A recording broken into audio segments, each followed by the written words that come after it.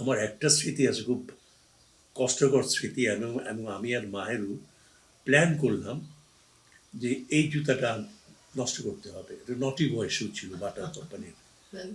Butter নতুন জুতা হচ্ছে না। বাটার কোম্পানি, বাটার শু কোম্পানির জুতা। আমি পড়েছি অনেক, মানে ২ বছর, দুটাই যাওয়া মানে তখন তো ছোটবেলার তো অনেক অনেক বড় মনে হয়। দুইটাই ঈদ ওই জুতা ওই দেখছি, জুতা এখন তো গেছি। জুতা নতুন লাগবেই। আচ্ছা, বেচারা একটা ঘুরে ফিরে মারুকে পড়তে হবে, ও ছেলে তাতে কি আছে, তাকে ওই জুতাই পড়তে হবে। আমরা দুজনে মিলে সিদ্ধান্ত করলাম যে চল, বেশ ২-৩ দিন আগে জুতাটার ম্যানেজ করি আমরা। তো ছুরি দিয়ে জুতার সেলাই টেলাই কেটে ফেললাম, কেটে টেটে তৈরি করলাম, ম্যানেজ করা গেল আর কি। তো মানে তখন তো রেডিমেডের ঝামেলা ছিল না, রেডিমেড জামা কাপড় পাওয়া যেত না। খালাম্মার যতদিন বিয়ে হয়নি, কোন খালা? ছোট খালাম্মা, মায়েরও চলে যেত। মানে হোসনারা দাদু? হোসনা খালাম্মা, হ্যাঁ। হোসনারা খালাম্মা একটা কাজল লতা ছিল, কাজল দেওয়ার মতো একটা এরকম ইয়ে, ওটা বহুবার আমরাও এরকম ল্যাম্পের উপরে এরকম রেখেছি যাতে ইয়ে হয়, কালি জমে ইত্যাদি ইত্যাদি। খুব ইয়ে করে খালাম্মা এটা খুব যত্ন করে করতেন আর কি। সম্ভবত তারই একমাত্র বোধহয় রুশ ছিল এরকম করে, এখানে একটু লাল লাল করা যেত। এটা লোভেই প্রধানত খালাম্মার কাছে সবাই যেত আর কি। লিপস্টিক ছিল কিনা আমি জানি না। তো খালাম্মার বিয়ের পর ফোনু আপার দাম বেড়ে গেল। ফোনু আপার বাড়িতে হচ্ছে তো জানো তো, একেবারে আমার ঘরের উল্টা দিকে ছিল। হ্যাঁ, একদম একদম উল্টো দিকে। আমাদের পশ্চিমের ভিটা, ওনাদের পূবের ভিটা ছিল। তো ওরা তো এখানে লাইন বেঁধে আসতো, তারা সাজুগুজু করতো। আমার রান্না 10টা-11টার মধ্যেই, আরও আগে হয়ে যেত রান্না। রান্না হয়ে যেত। কি কি রান্না করতো দাদু? পোলাও তো মাস্ট একেবারে, মুরগি একটা ছিল বান্ধা। মুরগি কি ঝাল না করবো? ঝাল করতো। তারপরে একটা আম্মা করতেন, এটা এটা আমার মনে আছে, এটা সেটা হচ্ছে ছোলার ঘন একটা ডাল, কিন্তু ওই ডিম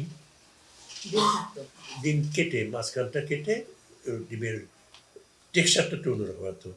ছোলার ডালের একটা টেক্সচার, কুসুমটা একটা, সাদাটা একটা, ওরকম করে আম্মা করতেন আর কি। ভালো লাগতো আমার কাছে, দেখতেও ভালো লাগতো আমার কাছে।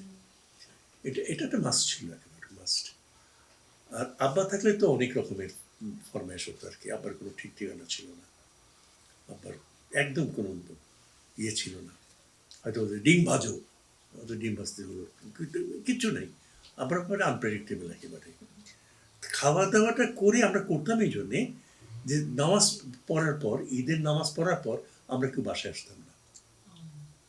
আমরা তখন একেবারে ওখান থেকে আম্মার নানা বাড়ি, অর্থাৎ ইসুফদের বাড়ি, এখন ইসুফ মাহমুদের বাড়ি, ইসাক চৌধুরী বাড়ি, অরিজিনাল ইসাক চৌধুরীদের বাড়ি, ওখানে আগে যেতাম আমরা। ওখানে দেখা সাক্ষাৎ করে তারপরে উত্তরের বাড়ি, তারপরে নূর নানার বাড়ি, সত্য নানার বাড়ি, এগুলো করে তারপরে নশা নানার বাড়ি, এরকম করে করে করে নানু বাড়ি করে তারপর আমাদের বাড়ি আসতাম আমরা।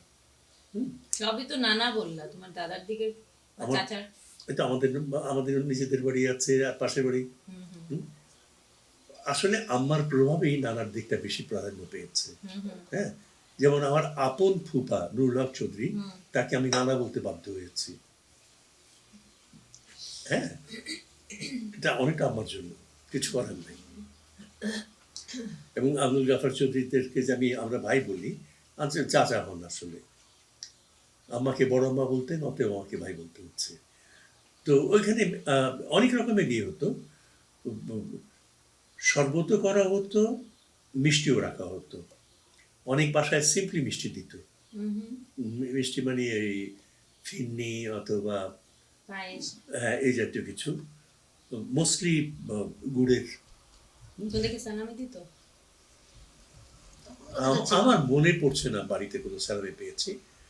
আম্মা মাঝে মাঝে, আব্বা হয়তো 1 টাকা দিলেন, আমি 1 টাকা হারিয়েও ফেলেছিলাম, এবং সেই দুঃখটা মানে যাওয়ার মতো না আর কি, একেবারে। এবং শেষের দিকে পেয়েছি আবার ওটা। এবং টাকা হারানোর পর পাওয়া যে কি আরামের, সেটার কোনো তুলনা হয় না। এবং তখনই আমরা ওটা দিয়ে সোনপাপড়ি টানপাপড়ি, মানে 1 টাকা আছে, তার মানে আমার বন্ধু বান্ধব প্রত্যেকে মনে করলো যে আমি রইস আদমি। কিন্তু আমি জানতাম যে বিকেলে এসে বাসায় বকা শুনতে হবে, তার কারণ জোহরের নামাজটা জমাতে পড়া হয়নি। হ্যাঁ, আব্বার বকা শুনতেই হতো একেবারে। এটা মানে প্রত্যেক ঈদে এটা কমন ছিল, বাধ্যতা কমন ছিল।